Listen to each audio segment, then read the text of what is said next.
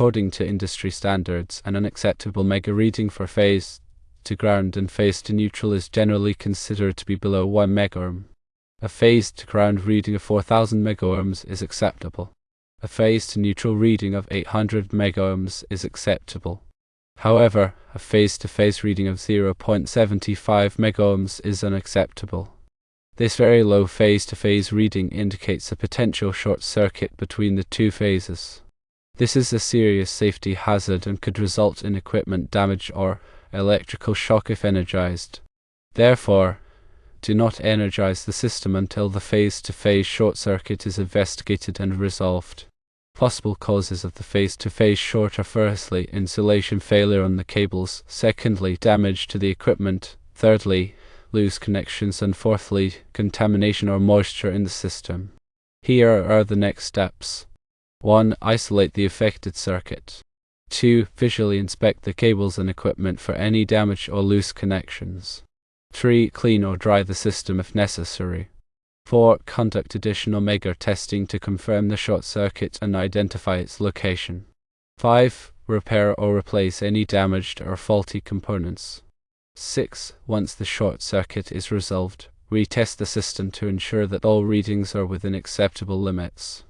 When performing these tasks, ensure all personnel are qualified and follow proper safety protocols. Wear appropriate personal protective equipment. Use properly rated tools and equipment. To energize the system before working on any electrical components. Insulation resistance testing, often performed using a Megger or similar instrument, is a critical diagnostic procedure in electrical maintenance. It assesses the integrity of the insulation surrounding electrical conductors, helping to prevent failures, ensure safety, and maintain system reliability. Insulation resistance is the measure of the opposition to the flow of direct current through insulating materials. High insulation resistance indicates good insulation quality, while low resistance suggests potential insulation degradation or contamination. Megger is a brand name that has become synonymous with insulation resistance testers. These instruments apply a high voltage, typically ranging from 500 volts to 5000 volts direct current to the conductor and measure the resulting current flow. The resistance is then calculated using Ohm's law. The typical voltage levels that are used are 500 volts direct current for circuits that are 600 volts alternating current or less.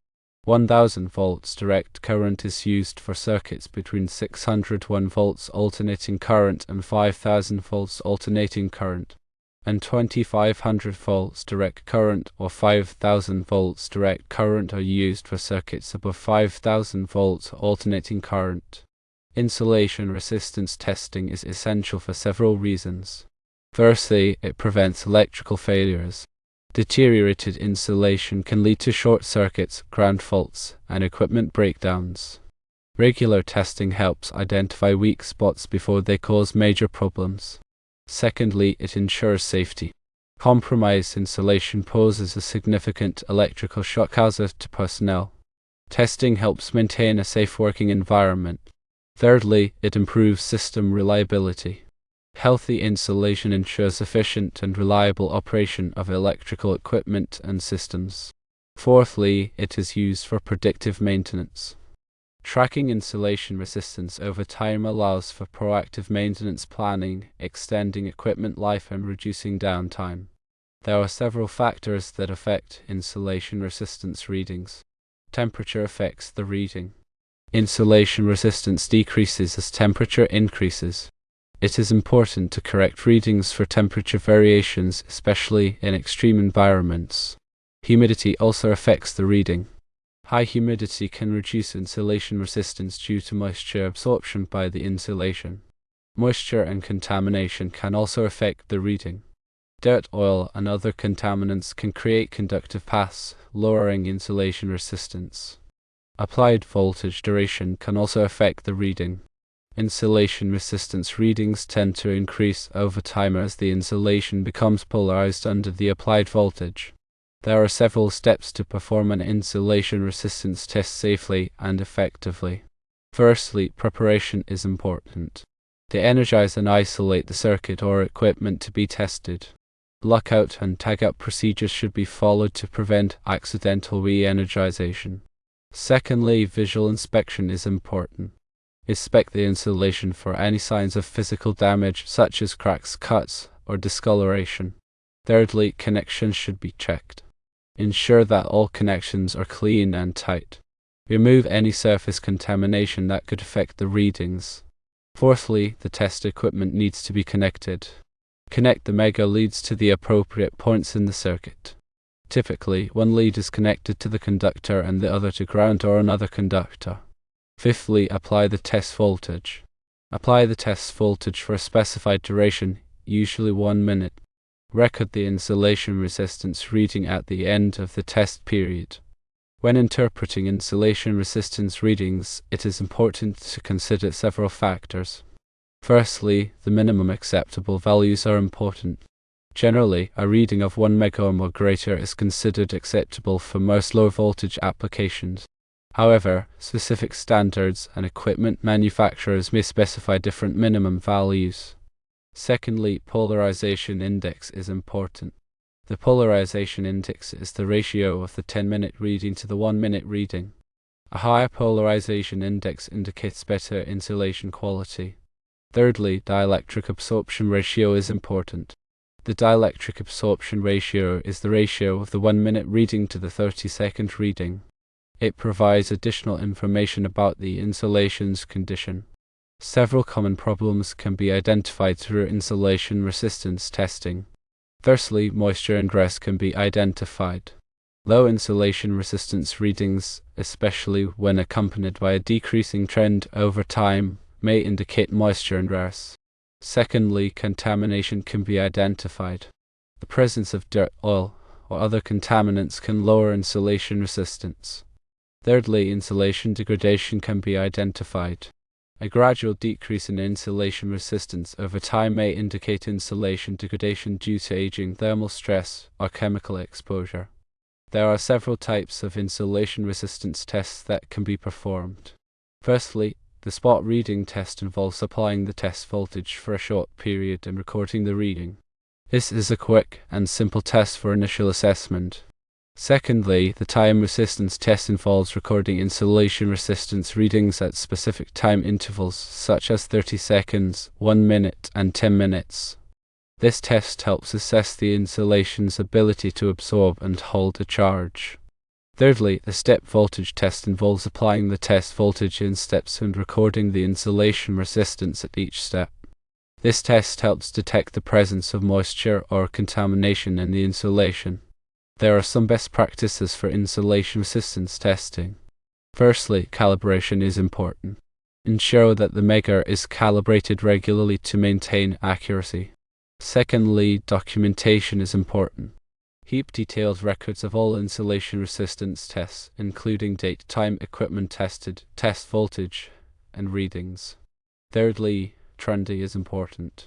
Track insulation resistance readings over time to identify trends and potential problems. Fourthly, environmental conditions are important. Note the temperature and humidity at the time of testing, as these factors can affect the readings. When troubleshooting low insulation resistance readings, there are several steps to take. Firstly, isolate the problem. Disconnect different sections of the circuit to isolate the source of the low resistance. Secondly, inspect for damage. Visually inspect the insulation for any signs of physical damage or contamination. Thirdly, clean and dry. Clean and dry the insulation if necessary. Fourthly, retest. Retest the insulation after cleaning and drying to see if the resistance has improved. There are some common mistakes to avoid when performing insulation resistance tests. Firstly, improper connections need to be avoided. Ensure that the Megger leads are properly connected to the circuit. Secondly, insufficient test voltage needs to be avoided. Use the correct test voltage for the application. Thirdly, neglecting environmental factors needs to be avoided. Consider the effects of temperature and humidity on the readings. Fourthly, failure to trend data needs to be avoided. Track insulation resistance readings over time to identify trends and potential problems. In addition to the general principles of insulation resistance testing, there are some specific considerations for testing different types of equipment. For motors, it is important to test the insulation resistance of the motor windings to ground. Low readings may indicate winding insulation failure. For cables, it is important to test the insulation resistance between conductors and between conductors and ground. Low readings may indicate cable insulation damage. For transformers, it is important to test the insulation resistance of the transformer windings to ground and between windings.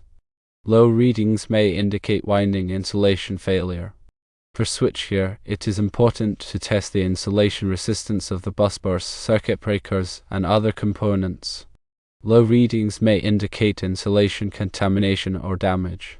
In summary, insulation resistance testing is a critical part of electrical maintenance. By following proper testing procedures and interpreting the results correctly, you can prevent electrical failures, ensure safety, and maintain system reliability. Remember to always prioritize safety when working with electrical equipment. To energize and lock out the circuit before performing any tests. Use properly rated tools and equipment. And wear appropriate personal protective equipment. Electrical safety is paramount. Always adhere to safety regulations and guidelines when working with electrical systems. Proper training and qualifications are essential for performing insulation resistance tests safely and effectively. If you are not qualified, seek assistance from a qualified electrician. Regular insulation resistance testing is a proactive approach to electrical maintenance that can save time, money, and potentially lives. By identifying potential problems early, you can take corrective action before they lead to major failures.